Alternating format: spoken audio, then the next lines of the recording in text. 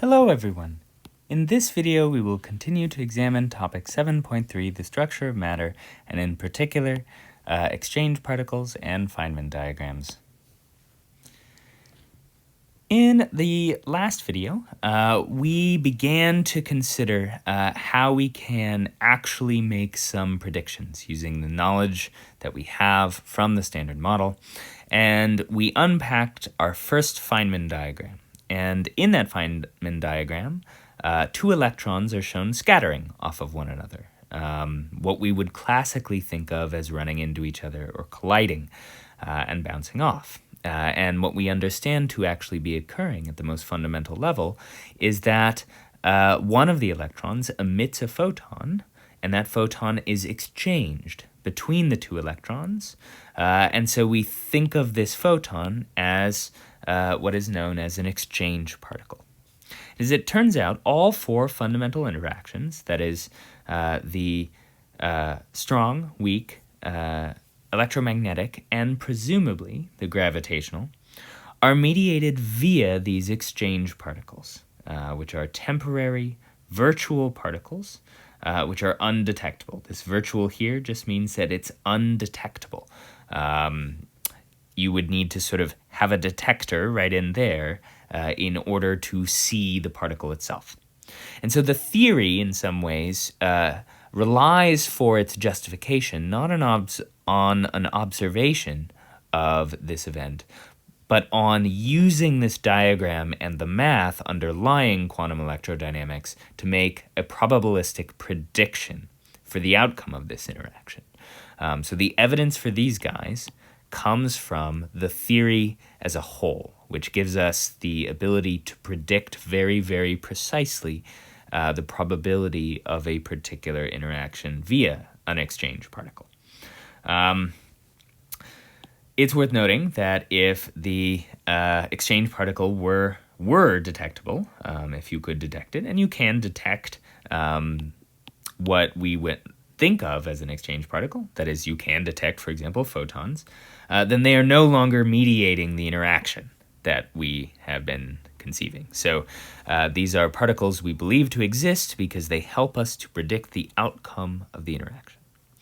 Now, most exchange particles are known as gauge bosons.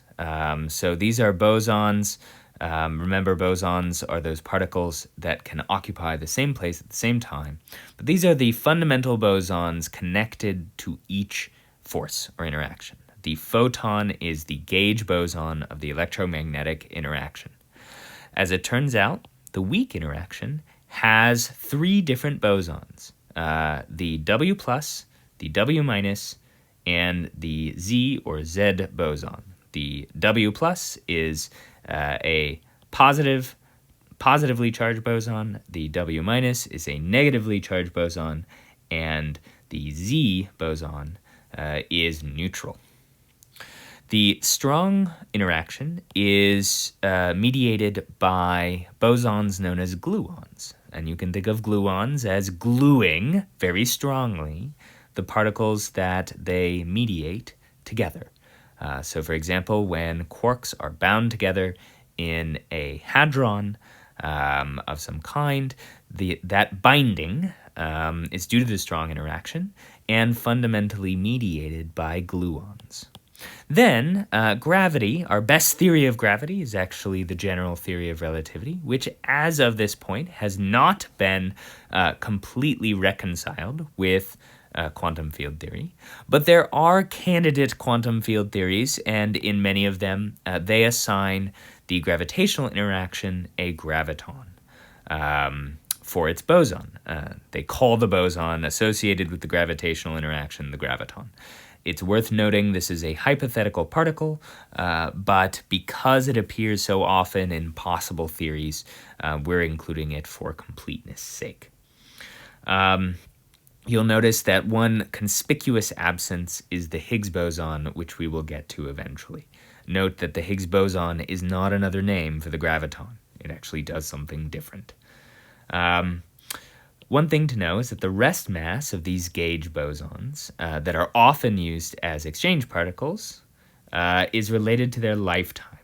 And if it's related to their lifetime, then it's related to their range. So the rest mass of particular particles is related to their range.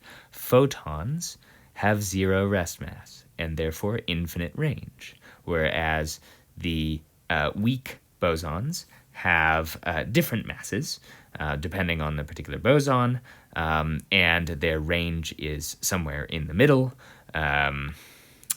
What we think of as quite shallow, and then the strong interaction has a very, very, very short range.